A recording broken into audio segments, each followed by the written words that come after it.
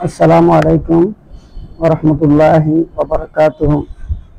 প্রিয় দেশবাসী, আপনাদেরকে আমি অত্যন্ত আবেগের সাথে ভারাক্রান্ত মন নিয়ে আপনাদের সামনে আমার মর্মান্তিক নির্যাতনের কথাটা আপনাদের খেদমতে পেশ করছি।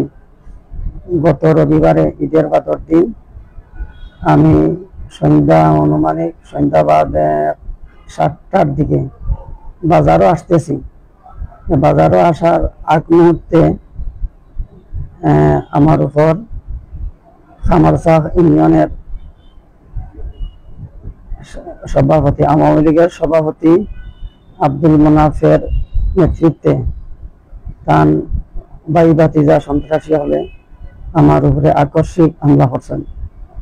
আমার উপর তারা ধারালো অস্ত্র লইয়া হামলা করছেন, আমারে রক্তাক্ত করছেন।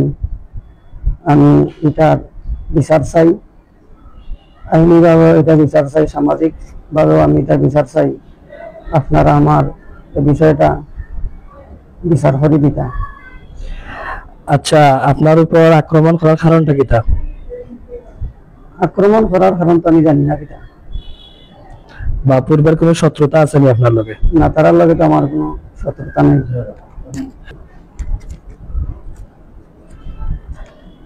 আপনার উপরে খারা খারা আক্রমণ করছে, আপনি তারা দেখছেন নি? যে আমি নাম কইতে পারবা নি? জি, তাহলে তার নাম হোক আছে।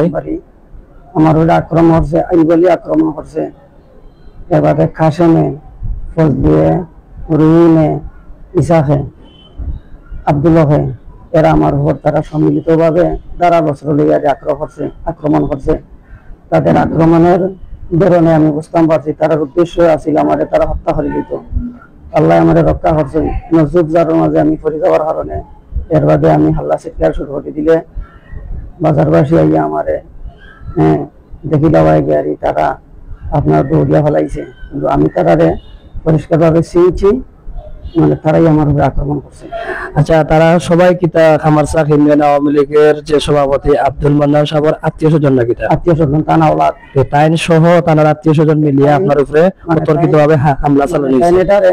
ওয়াটার দিছেন তাই আমার মাথার তারা আঘাত করছে ধারালো অস্ত্র দিয়ারি। এর বাদে আমার আঘাত করছে, পিঠির মধ্যে আঘাত করছে, শরীরের বিভিন্ন স্থানে তারা আঘাত করছে। তো আমি আমার এই মর্মান্তিক ঘটনার জন্য সম্মানিত মাননীয় আদালতের কাছে, প্রশাসনের কাছে আমি আমার এটা সুষ্ঠু বিচার চাই। আমার উপরে তারা অন্যায়ভাবে অত্যাচার করেছে, এটার বিচার চাই আমি।